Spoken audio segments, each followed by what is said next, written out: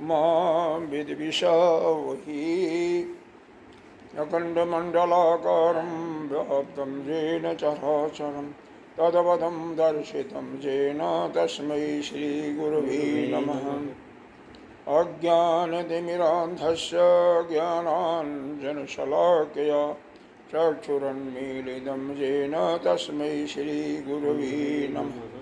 गुरुर्ब्रह्मा गुरुर्विष्णु गुरुर्देवो महेश्वरः गुरुर्साक्षात् परं ब्रह्म तस्मै श्रीगुरवे नमः। त्वमेव माता च पिता त्वमेव बन्धो सखा त्वमेव विद्या द्रविडं त्वमेव सर्वं मम देव गजाननं भूतगणाधिसेवितं कपिध्वजम्बो फलचारुभक्षणम् उमासुतं शोकविनाशकारकं नमामि विघ्नेश्वरपादपङ्कजम्। अनंतकोटिनायक अनंत श्री पंचायती महानिर्वाणी अखाड़ा की अग्रणीय महामंडलेश्वर श्रोत्रिय ब्रह्मनिष्ठ एवं सकल संत समाज उत्तर प्रदेश के अध्यक्ष नित्य प्रातः स्मरणीय वंदनीय पूजनीय अर्चनीय ऐसे सदगुरु भगवान के चरणों में कोटि कोटि नमन। यहाँ के अधिष्ठार्थ देव राम लगातार भाव एवं मन्य देवों को कोटि कोटि वंदन। मातृशक्ति भक्तजन सभी के हृदय में आत्मस्वरूप उस ब्रह्म को वंदन करते हैं। आइए गीता जी दूसरे अध्याय का कौन सा श्लोक चल रहा है?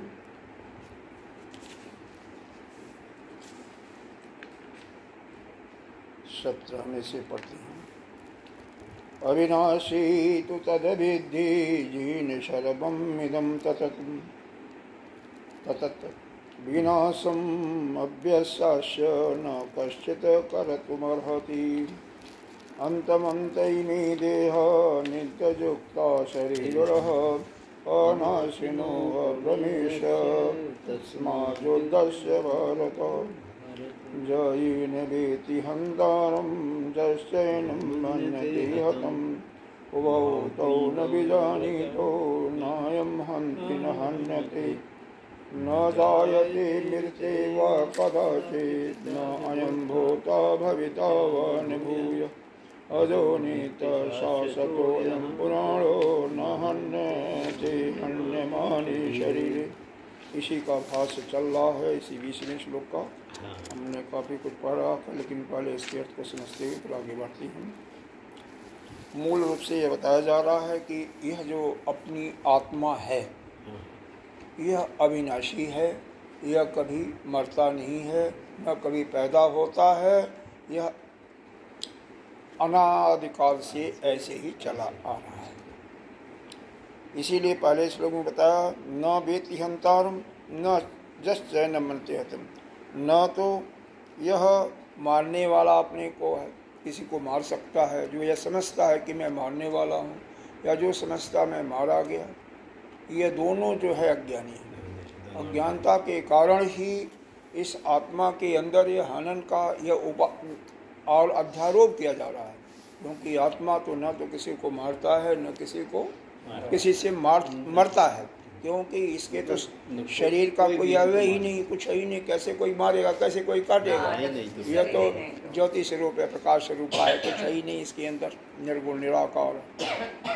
इसको तो कोई मान नहीं सकता। उसी को फिर यहाँ पर कहते हैं न जायते मृत्ति वा कदाचित्। न जायते, ये आत्मा न तो कभी उत्पन्न होता है और न कभी मरता है। न अयम भूत्वा भविता वा न भूय, और न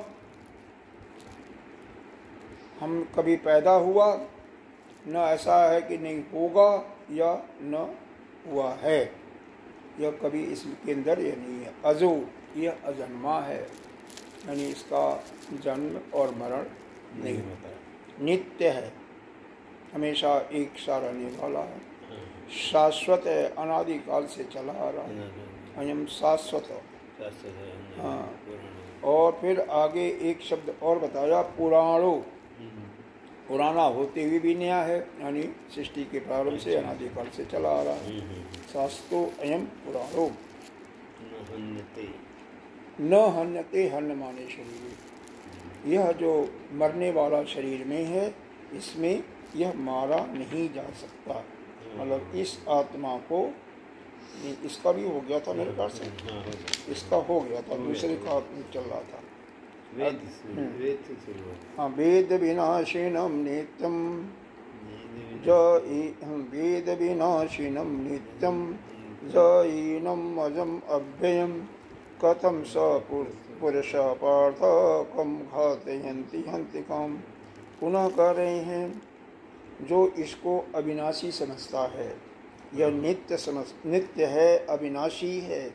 हीनम अजम, यह जन्मता और मरता नहीं है, और इसमें कोई विक्रय भी नहीं होता, अव्यय खर्च भी नहीं होता है। कथम स पुरुष पार्थ, हे पार्थ मतलब अर्जुन को यह बताओ कि ऐसा कौन सा पुरुष है, कम घातयन्ति हन्ति कम, उसको कौन मार सकता है। जब इस प्रकार से है तो कैसे किसी मारने वाले को कोई नियुक्त कर सकता है, यह सब संभव नहीं। अब आगे इसी का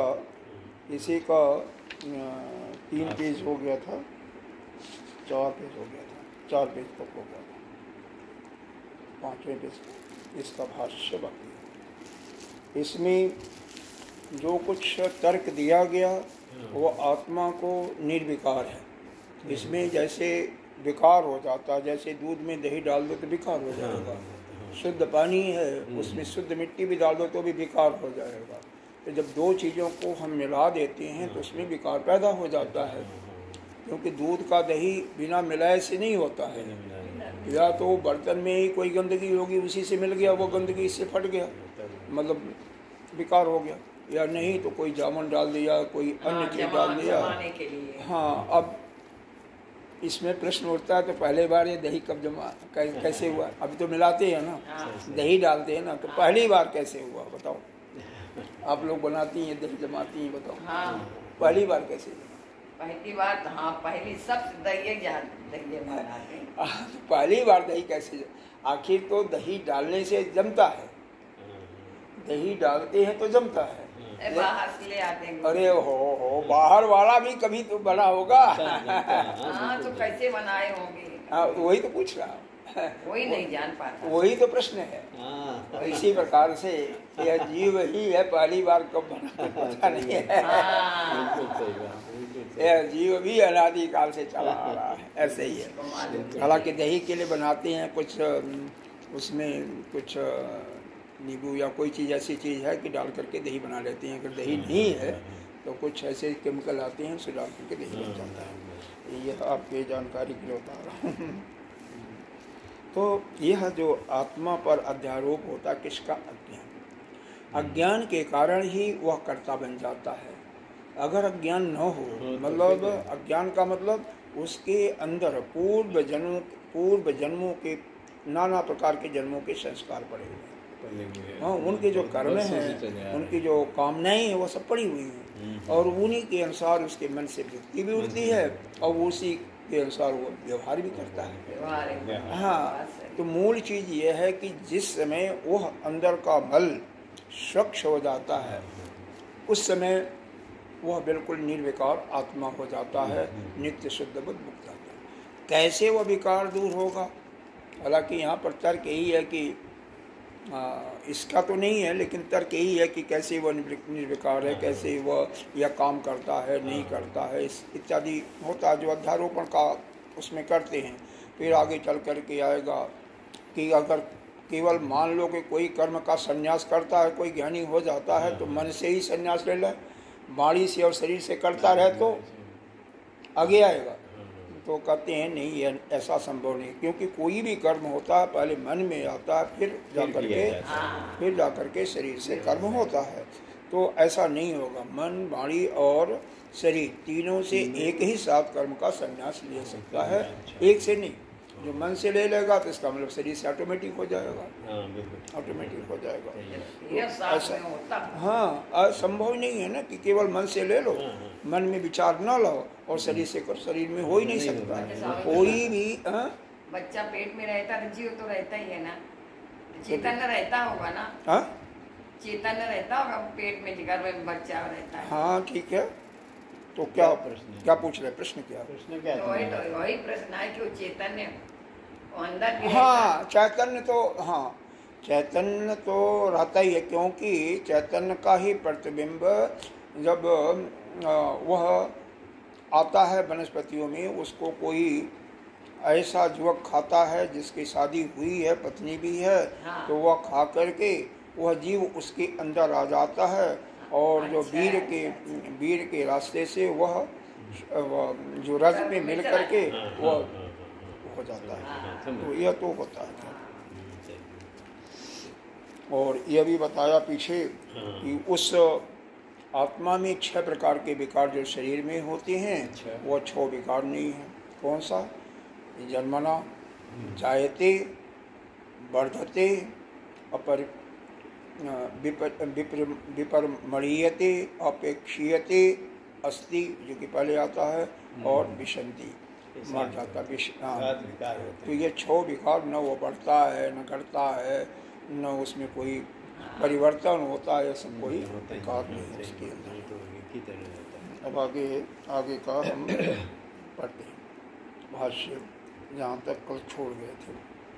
तद एतत् अविशेषेण विदुषः सर्वक्रियासु कर्तृत्वं हेतु कर्तृत्वं च प्रतिषेधि भगवान विदुषः कर्म अधिकार भाव प्रदर्शनाथ।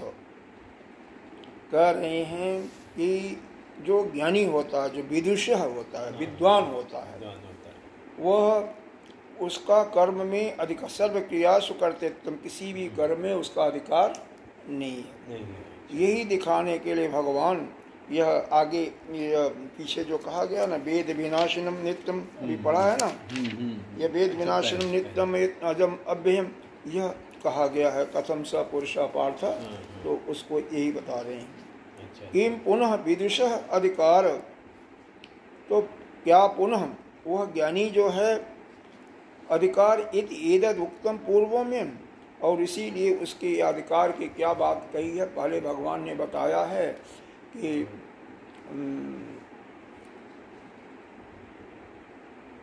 कर्म योग, एतद् तीसरे अध्याय का शायद दूसरा श्लोक है, तीसरे अध्याय का दूसरा श्लोक है, दूसरा या तीसरा है। लोके अस्मिन् निष्ठा पुरा भोक्ता मया नघः, मैंने ही इस संसार में 2 प्रकार के निष्ठाओं का वर्णन किया है, ज्ञान योगेन संख्यानाम और कर्म योगेन योगी। योगियों के लिए कर्म योग का वर्णन बताया है और ज्ञानियों के लिए सांख्य योग का वर्णन बताया है।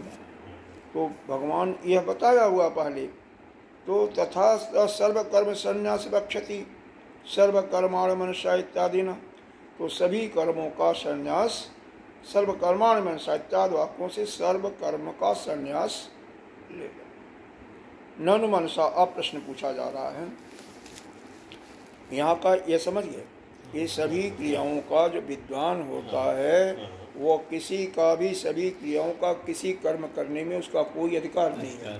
सीधी बात है, जो ज्ञानी है उसका कर्म में कोई अधिकार नहीं है, तो इसलिए उसको मन से अपना संन्यास लेना। मन क्या मतलब, वो मन लेगा तो काया बाचा सब आ जाएगा, तो वो उसको संन्यास, कर्म से संन्यास लेगा। तो वही पूछा गया, हाँ क्या विदुषा, ज्ञानी का कोई अधिकार है कर्म में? तो कहते हैं कि यह पहले बताया जा चुका है अधिकार के लिए कि उसका अधिकार केवल ज्ञान निष्ठा के लिए है, ज्ञानियों के लिए सांख्य योग के लिए, और जो कर्म योगियों के लिए कर्म योग का वर्णन पहले बताया है। हाँ, कि इस संसार में हमने द्विविधा मत पहले बता चुके हैं मया नघः, कौन कौन? ज्ञान योगीन सांख्यानाम और कर्म योगीन योगीनाम। ननु मनसा इति विचार, अब प्रश्न ये पूछ रहा है कि ननु मनसा इति वचनात्, कि वचनात् न वाचिका नाम कायिका नाम च संन्यास चेत, कि वाणी और शरीर से संन्यास न लिया जा, केवल मन से संन्यास ले लिया जा तो क्या हो? ठीक है, यह प्रश्न पूछ रहा है। कोई भी है, मान लो यहाँ पर 10 आदमी है तो कोई पूछ रहा है प्रश्न कि मन से संन्यास न ले, केवल वाणी और अरे मन से संन्यास ले ले लेकिन वाणी और शरीर से न ले, तो संभव है नहीं। तो यह कर रहे हैं, भाष्यकार कर रहे हैं न सर्वकर्माणि विशेषता, यह कहना ठीक नहीं है, क्योंकि सर्व कर्मों को छोड़ करके कर्मों के साथ सर्व विशेषण तो सभी कर्मों का एक साथ त्याग होता है।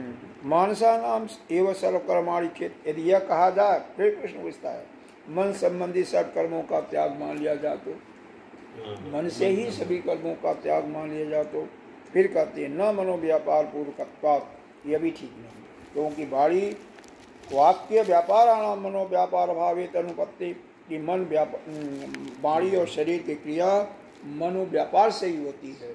मन से जब कोई व्यापार नहीं होगा, कोई क्रिया नहीं होगी, वहाँ से संन्यास ले लेगा तो कोई वाणी और शरीर से कार्य हो ही नहीं सकता, तो तीनों का संन्यास हो जाएगा। फिर पूछ रहा है शास्त्रीयाणाम वाक्य कर्माणाम कारणानि मानसानि भजित्वा अन्यानि सर्वकर्माणि मनसा सन्निधित, अगर शास्त्र के अंतर्गत, शास्त्र भी जो शास्त्र ने बताया हुआ है, कायिक वाचिक कर्मों के कारण रूप मानसिक कर्मों के सिवा, मानसिक कर्म को छोड़ करके वर्जित, मानसिक कर्म को छोड़ करके अन्य सभी कर्मों का मन से संन्यास लिया जाए तो, मन से लिया है, हाँ मन कर्म से नहीं ना, तो फिर कहते नहीं, यह कुर्बन ठीक नहीं है, क्योंकि न करता हुआ न करवाता हुआ यह तीनों तरह कर्मों का संन्यास सिद्ध होता है, न खुद करे न करवाए किसी से। सर्व कर्म संन्यास एवं भगवत उक्तो मरिष्यतो न जीवति चेत, यह भगवान द्वारा कहा हुआ सर्व कर्मों का संन्यास, यह पूछ रहा है। मुमूर्षु जो मर गए हैं उनके लिए है, जीते हुए के लिए नहीं है। तो कहते हैं नौ द्वारे पूरे देही, अभी तो कहा गया 9 द्वारे पूरे देही आस्ते, इसलिए ठीक नहीं है, क्योंकि वह 9 दरवाजे वाले शरीर में आत्मा रहता है, तो उसका कोई योग्यता नहीं होगी। न ही सर्व कर्म संन्यास, और भी कारण है कि सभी कर्मों का संन्यास मृतस्य तद्देते आसनम संभोत या कुर्यता कार्यते, अगर कोई मर चुका है तो उसका न करते हुए और उसका न करवाते हुए उसके शरीर में रहने से वो संभव नहीं है। मर जाएगा तो कैसे काम कर सकता, कुछ नहीं कर सकता। देहे संन्यास इति संबंध, फिर पूछ रहा देह, अब इतना प्रश्न आप माइंड में आएगा नहीं हमें। देहे संन्यास इति संबंधो न देहे आस्ते चेत, उक्त वाक्य में शरीर में कर्मों को रख करके इस तरह संबंध है, शरीर में रहता है इस प्रकार संबंध नहीं है, मतलब वो कर्म शरीर में रहते हैं ऐसा संबंध नहीं है। अगर ऐसा मान लें तो फिर उत्तर भगवान दे रहे हैं न सर्वत्र आत्मना, ठीक नहीं है, क्योंकि सभी जगह आत्मा को अविक्रियात्व धारणात्, अविक्रिय माना गया है या निर्विकार माना गया है। आसन क्रियाया तथा आसन क्रिया, जो आसन क्रिया कोई होती है उसी को अधिकार की अपेक्षा होती है। तद अनपक्षित्वात् च संन्यासस्य, और कह रहे हैं संन्यास को उसकी अपेक्षा नहीं है, उसकी तद अपेक्षा, उसकी कोई अपेक्षा नहीं है। संपूर्व तू न्यास शब्द इत्याग अर्थो न निक्षेपार्थ, और यहाँ पर न्यास शब्द का अर्थ का मतलब जो है, न्यास जो शब्द आया उसका त्याग का अर्थ है, त्याग का अर्थ। न्यास का मतलब त्याग यहाँ पर आया है, वो इसमें मंत्र में आया है ना। न्यास कहाँ पर आया, वेद विनाशन नीतम मतलब किसी दूसरे मंत्र में आया, उसका लेकर के तथा प्रकृति तो बक्षाम। अब हम प्रकृति के विषय का वर्णन करेंगे, प्रकृति का विषय बताने के अगला प्रकरण शुरू कर रहे हैं, क्योंकि यहाँ तो बता दिया गया कि गीता शास्त्र में भी आत्मज्ञानी का केवल अधिकार संन्यास में है, कर्म में उसका अधिकार ही नहीं है। संन्यासी एवं अधिकारो न कर्मणि, कर्म में अधिकार नहीं है। इति तत्र उपरिष्टादि आत्मज्ञान प्रकरणे दर्शन, यह चल करके आत्मा ज्ञान के प्रकरण में और आगे बताया गया। अब प्रकृति के विषय का वर्णन करने के लिए कह रहे हैं आत्मा के निस्वार्थ की प्रतिज्ञा की गई है कि आत्मा जो अविनाशी है, इसलिए यह बताया जा रहा है। यह श्लोक जो है बहुत आसान श्लोक है, शायद आप लोगों को पढ़े होंगे बचपन में। वाशांस जीर्णानि यथा विहाय नवानि गृह्णाति नरो अपराणि तथा शरीराणि विहाय जीर्णा अन्यानि संजाति नवानि देहि। मतलब सीधा सा अर्थ है, वाशांस जो वस्त्र हैं, जीर्ण वस्त्र हैं, पुराने वस्त्र हैं जो फट गए हैं, जिस प्रकार से यथा विहाय उनको छोड़ करके नए वस्त्र को, नया वस्त्र को धारण कोई साधक करता है, तथा शरीराण विहाय उसी प्रकार से यह जो जीवात्मा है, पुराने शरीर को जो जीर्ण हो चुका है, जिससे काम नहीं चलता है, उसको छोड़ करके नया शरीर धारण करता है। हाँ, तो यही समझना चाहिए। आत्मा ही डिसाइड करती कि अब छोड़ना है? नहीं, आत्मा तो नहीं। देखो, आत्मा में यहाँ पर दो है। एक तो शुद्ध आत्मा है जो कि साक्षी है, जो जीव बना हुआ है वही शरीर धारण करता है। आत्मा तो हर जगह पहले से विद्यमान है। वो कहते हैं कि वहाँ पर है, लेकिन वो सब जगह है, इसलिए वहाँ भी है। हाँ, तो ये जीव है। दूसरा शरीर जो है धारण करता है जीव है, आत्मा नहीं। आत्मा तो हर जगह विद्यमान पहले से ही है। जीव वो भी आत्मा का ही प्रतिबिंब है तो आत्मा ही, लेकिन कर्ता भोक्ता मानने के कारण जीव बन गया है। उसमें उपाधि का अध्यारोपण कर दिया गया है, जो कि और उसके कारण से हम पाप और पुण्य के भागीदार हो रहे हैं, हम कर्म करते नहीं। आत्मा तो न कुछ करता है, न कुछ नहीं, साक्षी बन के दिखता रहता। आत्मा तो कुछ नहीं करता ना, उसका तो कोई रूप ही नहीं है ना, कुछ नहीं करता। जीव का ही सब लालसा, यह सब सारा जीव का ही है। ये जो हम लोग है ना, यही करते हैं। आत्मा तो शरीर में है, ठीक है, तो हर जगह है, तो वो तो कुछ नहीं करता है। तो आत्मा तो कुछ नहीं करने वाला है। वो नहीं जाता है, आता है कहीं। कल तो यही सवेरे पढ़ा सुनते होंगे क्या? हम लोग पुकार आत्मा नहीं सुनते होंगे क्या? तो आत्मा हो, आपके अंदर आत्मा है, वही तो होता है।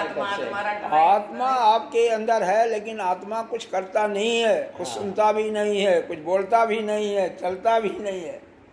वो क्यों? वो तो केवल साक्षी बन के देख रहा है, बस देखते हैं। आप करते रहिए, अपने आप करते रहिए, आपका साक्षी है। आप क्या कर रहे हैं उसके अनुसार वो दंड देगा। अरे वाह, बहुत बढ़िया। और क्या करेगा? साक्षी है, बस साक्षी है बस। तो ये तो इसका अर्थ यह है। अब यहाँ पर हमें क्या करना चाहिए? कभी किसी का मृत्यु हो जाती है, किसी के शरीर की मृत्यु हो जाती है, चाहे अपना कोई खास क्यों न हो, लेकिन उसके अंदर जो जीव है उसकी मृत्यु तो नहीं हो रही है ना। तो हम क्यों रोते हैं? हाँ, शोक क्यों करते? यही नहीं, मतलब मूल शब्द से इस यह बताने का इतना समझाया जा रहा है अर्जुन को, और अर्जुन को ही समझाया जा रहा है अर्जुन के माध्यम से, कि यह मारने पर, युद्ध करने पर या राजा सारे मारे जाएंगे या हम मारे जाएंगे। तो जो भी मारा जाएगा तो चूंकि वो हमारे हैं, हमारे संबंधी हैं, इसीलिए उसको शोक हुआ। तो क्यों शोक हो रहा है? भगवान यही कह रहे हैं, जब कोई मरता ही नहीं है वास्तव में, यह केवल शरीर ही काटा जाता है, मरता है, तो क्यों शोक करने का? अब मैं यही पूछ रहा हूँ कि जब कोई, अब आपका ही देख लो, इतने बड़े जीवन में कम से कम माता पिता का देहांत तो हुआ ही होगा आपकी आंखों के सामने, और हो सकता है किसी मित्र का भी हुआ, पिताजी का, माताजी का, तो शोक तो हुआ होगा, रोए होगे। क्यों? मतलब अभी भी स्वप्न में होता है। हाँ, अभी भी होता है। इसका मतलब अभी मल बहुत जाते हैं, मल को साफ करना पड़ेगा। अभी भी कभी कभी मतलब ऐसा होता है कि जैसे वो हैं और कुछ बोल रहे हैं, वो मतलब यह केवल उनके विषय में जो दिन में सोचते होगे, कभी सोचा होगा, उसी का वो प्रतिक्रिया होती है। मन अपने आप ही बना लेता, कुछ होता नहीं है। देखो, यह जो है, हालांकि कुछ पंडित लोग कहते हैं नहीं, अगर आत्मा आया तो अच्छा होगा, यह होगा, कुछ नहीं है। यह तो अपने मन में, अभी एक दिन बताया था कि जो अवचेतन मन में संस्कार पड़ा हुआ है, जिसको आपने भोगा नहीं है, वही जो है मन, जब आप सो जाते हो तो मन जागता रहता है और वह सपने के रूप में अपना संसार बना करके भोग करता है। उसमें इंद्रियां भी सोती हैं, वही भोग कर रहा है, वही जाग रहा है, कुछ नहीं है ये सब। अरे वाह, बहुत अच्छी बात। तो कोई भी जाता है, अभी पढ़ते हैं पहले इसका अर्थ, 2 लाइन का भाष्य, कुछ नहीं है, वही जैसे बनाया गया वही भाष्य है और कुछ नहीं है। वासांश का मतलब अस्त्राणी हो गया, जेड़ान दुर्बलता, ये शब्द का अर्थ है। यथा लोके विहार प्रत्यज नवान का अभिनवानी गृहाति, मतलब वो इसमें कोई नया चीज नहीं दिया हुआ, पुराना दिया है ना। अब यह आत्मा निर्विकार किस कारण से, उस पर यह चर्चा कर रही है इस मंत्र में। नैनम छेदन्ति शस्त्राणि नैनम दहति पावकः, नैनम दहति पावक, न चैनम क्लेदयन्त आपो, न चैनम वेदत्यापो, न चैनम क्लेदयन्त आपो, न चैनम क्लेदयन्त, चश्मा लगा लो, क्लेदयन्त आपो, आप माने जल। अच्छा। न शोषयति मारुतः, न शोषयति मारुतः, कहा है कि नैनम छेदन्ति शास्त्राणि, यह मार नहीं सकता, इस आत्मा को शस्त्र नहीं मार सकता, शस्त्र काट नहीं सकता। नैनम दहति पावकः, अग्नि इसको जला नहीं सकती। न च एनम क्लेदयन्त आपो, जल इसको भिगो नहीं सकता। न शोषयति मारुतः, और हवा इसका शोषण नहीं कर सकती। कैसे है, एक जैसे चित्रकार एक पर्दे पर चित्र बना हुआ है, उसी में चाकू है, तलवार भी है, उसी में आग भी कहीं जल रही है, होता है, जो पिक्चर देखे होंगे देखा होगा। तो वह उस पर्दे पर जो आग जल रही है, या तलवार है, तलवार से किसी को मार नहीं सकते, और न तो उस आग से कोई जलता है। अगर वहीं पर पानी भी है, बरस रहा है, तो उससे सपने में भी पानी बरसता है, तो आप भीगते नहीं हो वैसे करते। ये तो सपने का तो अनुभव होगा।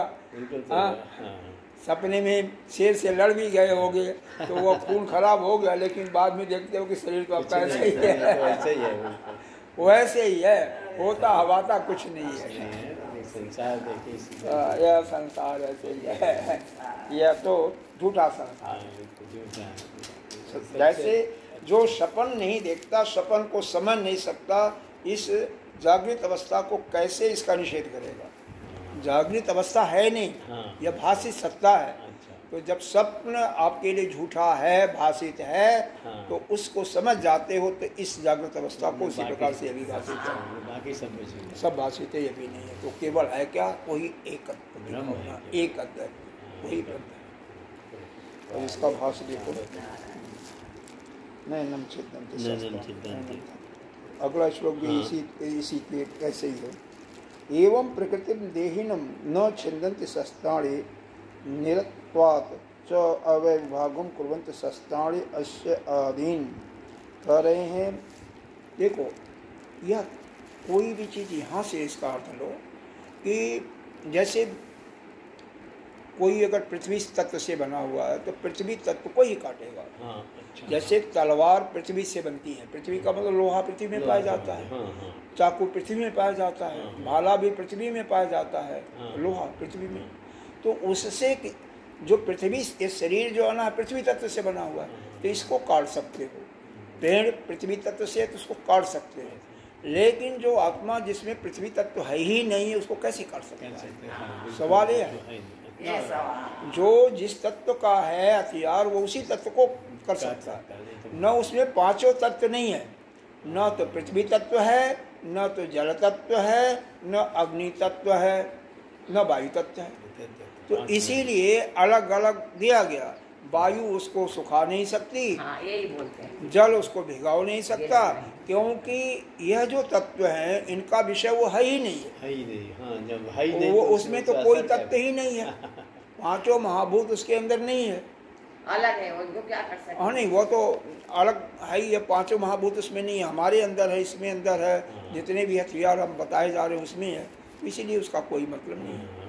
अगर इनका विषय होता तो उसको कर सकते थे, नहीं तो नहीं। इसीलिए उसको जान भी नहीं पाते क्योंकि उसके अंदर कोई तत्व नहीं है। हाँ, मूल बात इसका यह है। और नहीं, इसमें तो ये नहीं बताया होगा शायद, फिर भी देखते हैं क्या बताया है। तो कहते हैं शस्त्राण उसको नहीं काटते, प्रायः है कि वह अव्यरहित है, उसके अंग नहीं है, इसलिए काट नहीं सकते। तथा न एनम धातिपाक, अग्नि अपने भस्मी करोती, अग्नि इसको जला नहीं सकती, इसको भस्मीभूत नहीं कर सकता, इसमें उसको नहीं लिया गया, लेकिन वास्तव में वही है। तथा न एनम क्लेदयंत याप, जल भी उसको भिगो नहीं सकता। अपाम ही सावश्य वस्तून आदि भावकरणेन अवय विशेषाद उपादनी सामर्थ्यम तद निर्वय आत्मनि संभवती। और उसको अलग अंगों को अलग अलग कर देने में जल की सामर्थ्य है।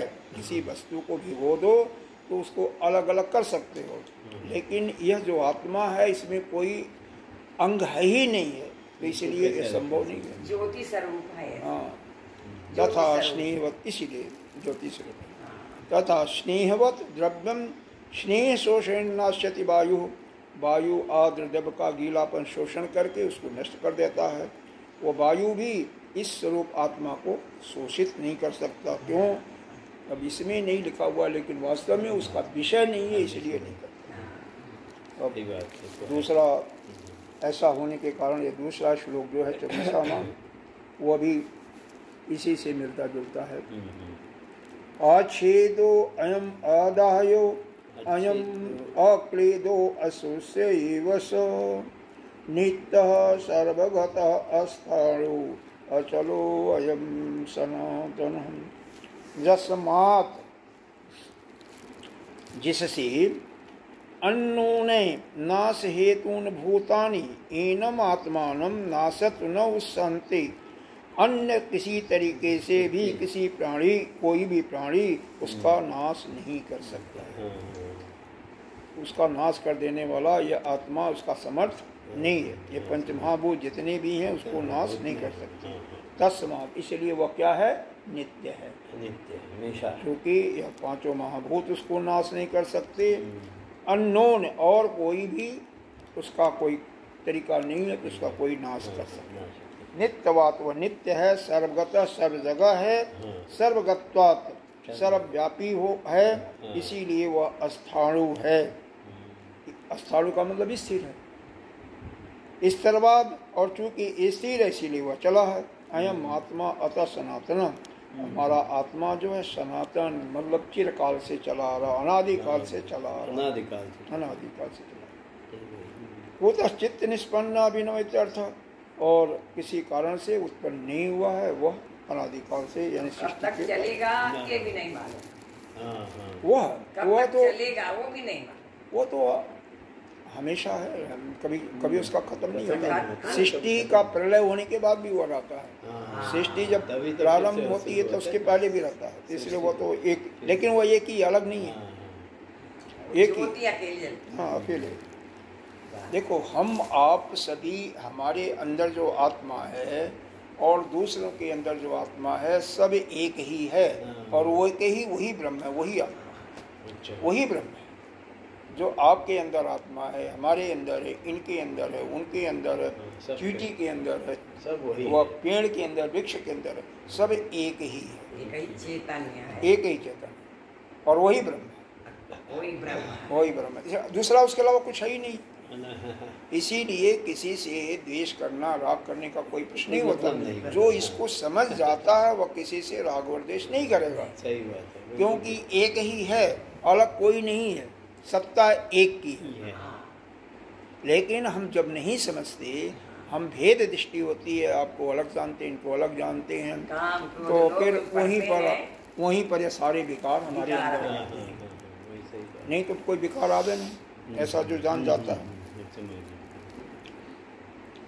न एतेषां श्लोकानां पौनरुक्यं चोदनीयं च एकेन एव श्लोकेन आत्मनो नित्यत्वम् अभिकृत्यं च उक्तम्।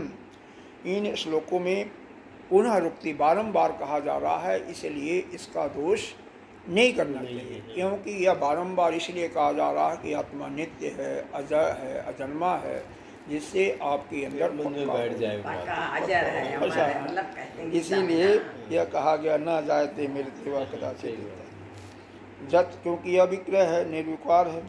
जत्र तद्र एव आत्म विषयम कश्चित उच्यते, आत्मा के विषय में जो कुछ यह कहा जा रहा है, ये तस्मात् इस श्लोक से न अतिरिचते, अतिरिक्त कोई नहीं है, किंचित शब्द इसका पुनरुक्ति नहीं है।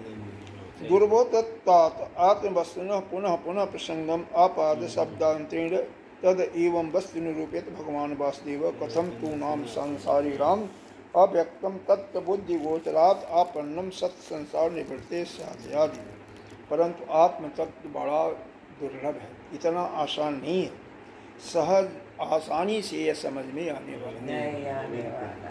देखो ये आता समझ में आता तो किसी की याद क्यों करते हैं? अब वहीं पर सोचो, बच्चों की याद आती है, क्यों आती है? अरे जब हम ही हैं, वो भी उसके अंदर जो आत्मा वो भी हम ही है, तो उसकी याद करते हैं। तो क्यों याद करते थे? एक ही तो है, आप तो हो अपने बस के, ऐसे क्यों बना दिए हैं? बनवाए नहीं दिए हैं। मन की सोच है।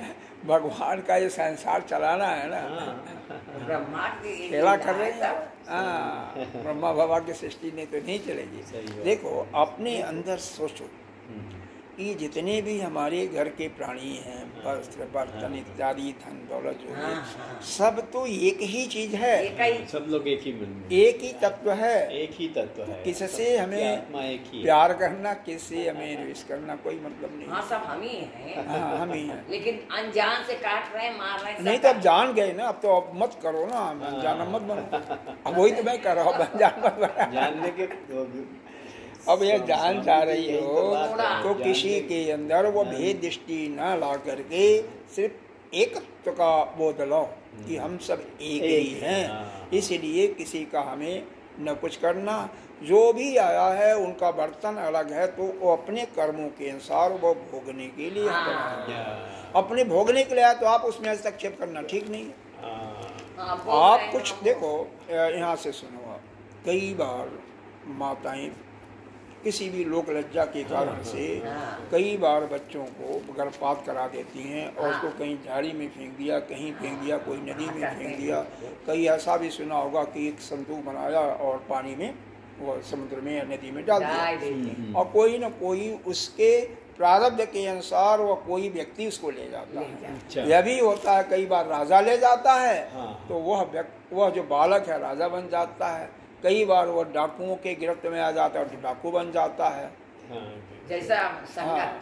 कई बार वह हिंसक जानवरों के बीच में आ जाता है तो हिंसक को बन जाता है। तो यह कुछ नहीं है, हर एक व्यक्ति अपने सुख के लिए अब आया है, तो अपने सुख के लिए, अपने कर्मों को भोग के लिए, लेकिन सुख भोगेगा तो दुख भी होगा उसको, तो अपने लिए आया है। इसलिए अगर हम, आप या कोई भी उस परमात्मा के जो कार्य चल रहा है उसमें अगर हम बाधा डालने की कोशिश करते हैं तो दोषी हम भी बनते हैं ना। अच्छा, दोषी बनते हैं, आप भी उसके हकदार बनते हो ना, क्योंकि वो तो अपने कर्मों का भोगेगा।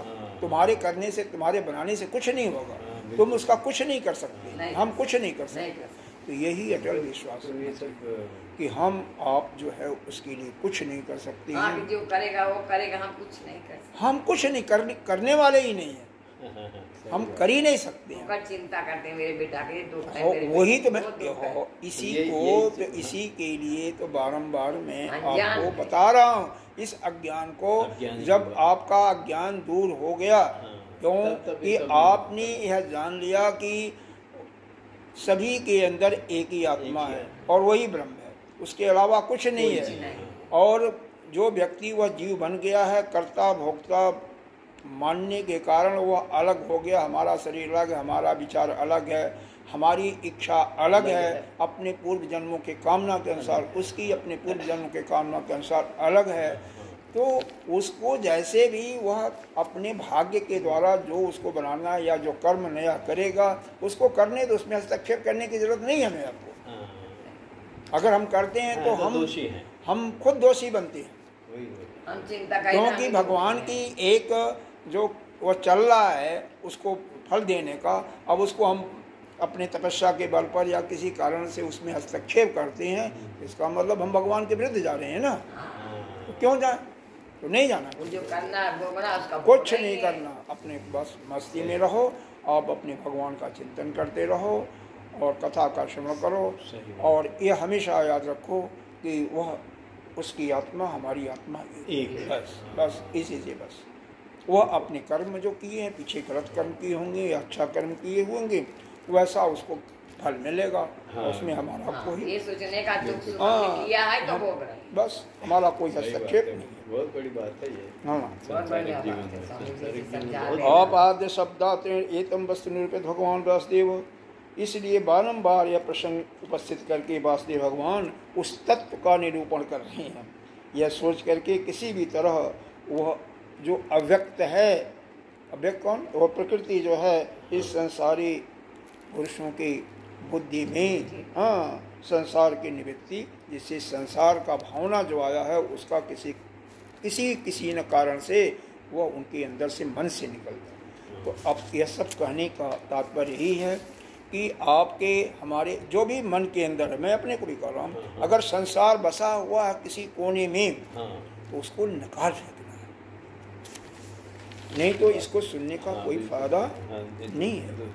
इसको अगर हम निकालने में समर्थ नहीं हुए, इसको विचारधारा को निकालने में समर्थ नहीं हुए तो यह ऐसे रह जाएंगे। ये करे भैया, भगवान तुम जानो तुम्हारी माया बाबा। भगवान कुछ नहीं जानता है, आप अपने को अपने ठीक कर लो। भगवान कुछ, आप ही भगवान तो अरे जब आप ही, आपकी आत्मा ही ब्रह्म है तो आप ही के अंदर तो पूरा संसार है।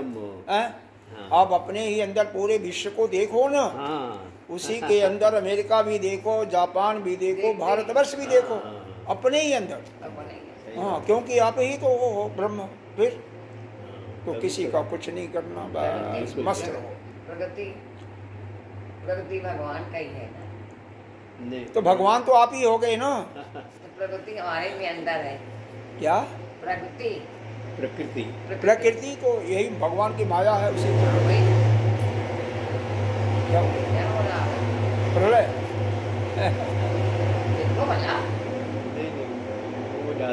कोई गाड़ी जा रही है, कोई गाड़ी जा रही होगी या मोटर स्टार्ट किया होगा बहुत तेजी से, कुछ होगा।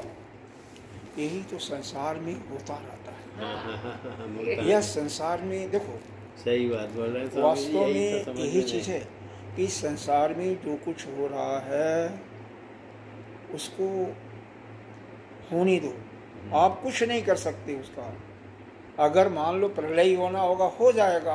हम अपने को सुनते रहे, हम क्यों मन को विचलित करें? जीव है ना, मानता ही नहीं। ये तो आप ही हो, वही तो मानो ना, वही तो फायदा होता है। यही तो कहो, मानो ना। सत्संग सुन के अगर उसको मानो, उसको माने स्वामी जी, हाँ, बिल्कुल मानना है आपको।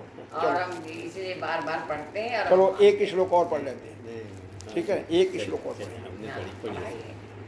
अव्यक्तो अयम अचिंतयो, अव्यक्तो अयम चाचिंतयो, अयम अचिंतयो, अव्यक्तो अहम अयम अयम अचिंतयो, अचिंत्यो, अयम अविकार्यो, अयम अविकार्यो, ये अयम उच्यते, अयम इच्छते, उच्यते कहा गया है, मुज्यते, उच्यते, हाँ मुज्यते, उच्यते, उच्यते माने कहना, हाँ उच्यते, च है ना, उच्यते, हाँ। तस्मात् एवं विदितैनं, तस्मादेवं विदितैनं नानुशोचितुम् अर्हसि, नानुशोचित तुम अर्हसि, सोचतुम है अर्हसि। देखो अव्यक्तो, यह जो अव्यक्त है, अव्यक्त क्या है? सभी कारण विषयता, सभी बुद्धि आदि जितने भी कारण है हमारे शरीर के अंदर, जितनी भी इंद्रियां हैं, वह क्योंकि यह आत्मा जो है इन सब इंद्रियों का विषय नहीं है। यह आत्मा जो है बुद्धि है, मन है, अहंकार है, चित्त है, यह चक्षु है, इनका विषय नहीं है। अव्यक्त वह तो अव्यक्त है, सब अव्यक्त उसी के लिए कहा जा रहा है। सर्वकरण विषयत्वाद न भिद्यते, वो किसी का विषय होने के कारण वो व्यक्त नहीं है बल्कि अव्यक्त है। देखो कोई भी जो व्यक्त होगा ना, जो दिखाई देगा, वही हमारे द्वारा जाना जा सकेगा। हमारे इंद्रियां का पहुंच वही है जिसको जो दिखाई पड़ रहा है, जो नहीं दिखाई पड़ेगा वहाँ नहीं जा सकती है, वो इंद्रियां नहीं जा सकती हैं। तो यही कहा जा रहा है वह जो आत्मा है वो हमारे इंद्रिय या अंतःकरण का विषय नहीं है, इसीलिए वह अव्यक्त है।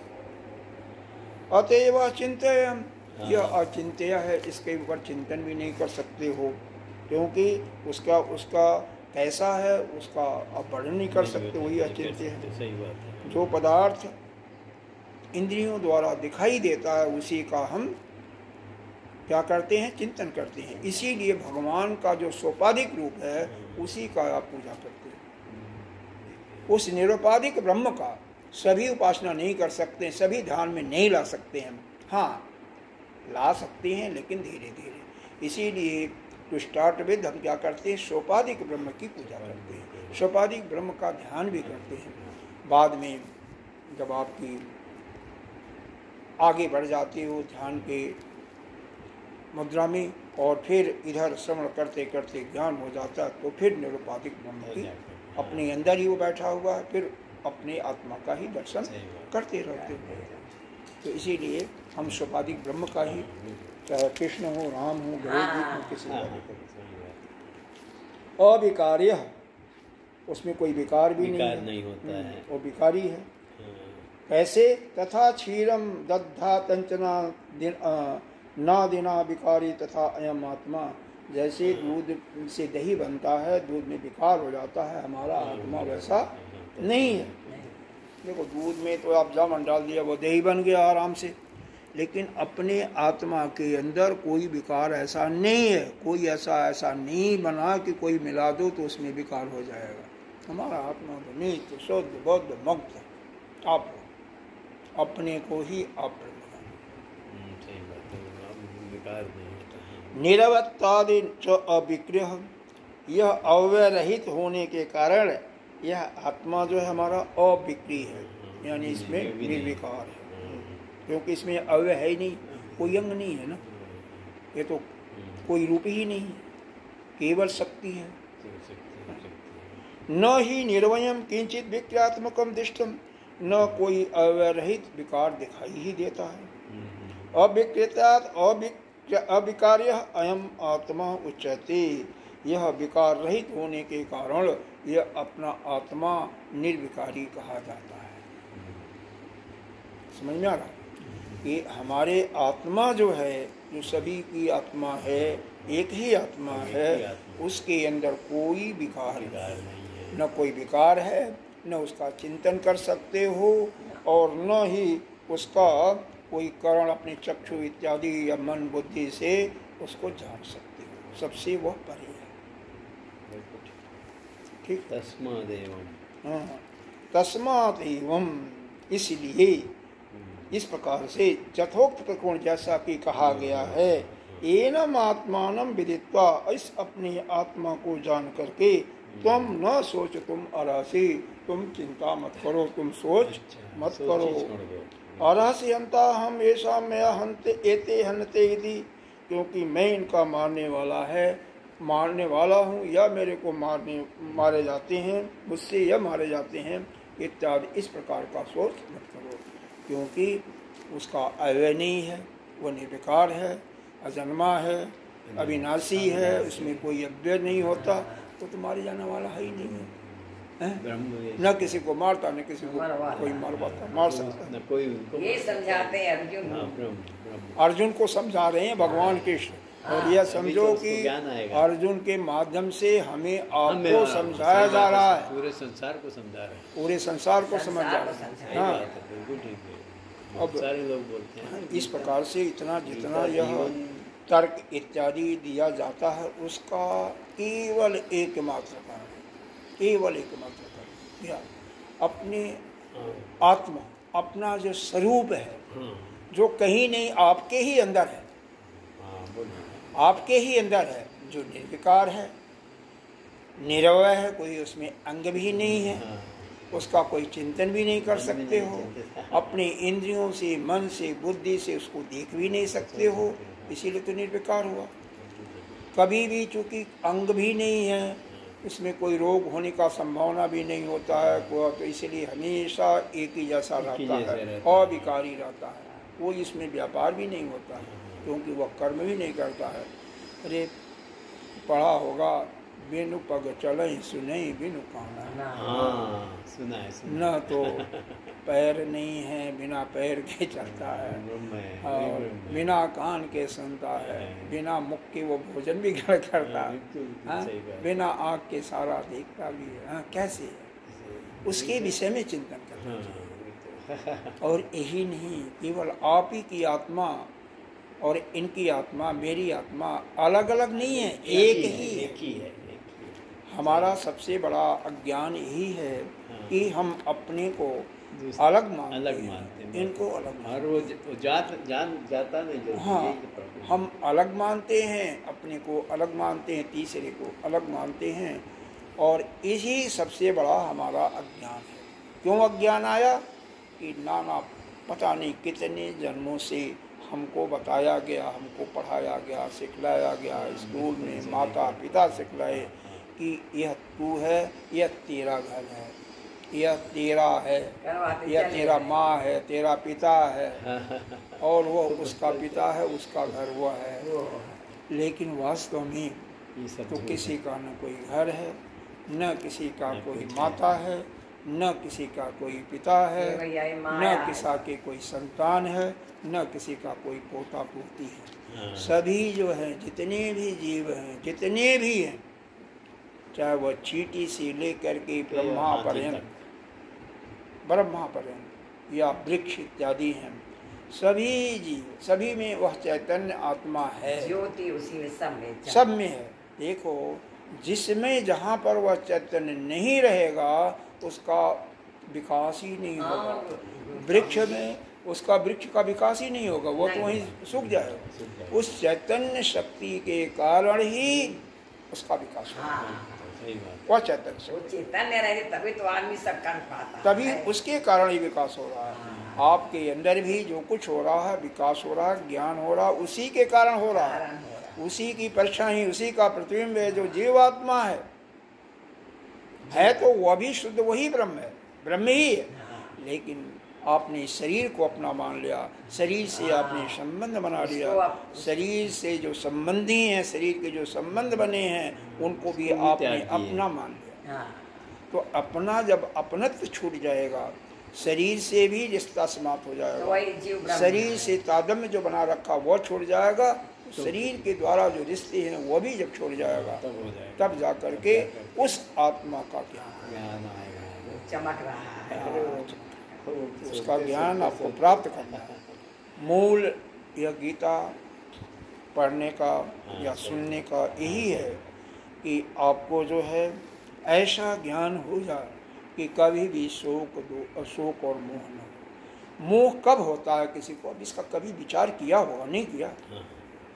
किसी का या तो बार बार चिंतन करो, या हाँ बार बार चिंतन करो, या किसी के द्वारा कुछ प्राप्त करने की इच्छा हो, अभी नहीं तो भविष्य में। लेकिन वास्तव में आप किसी से कुछ जो यह चाहता है कि हमें अमुक व्यक्ति से मिल जाएगा, जो अपेक्षा करता है, वो ही दुखी होता है।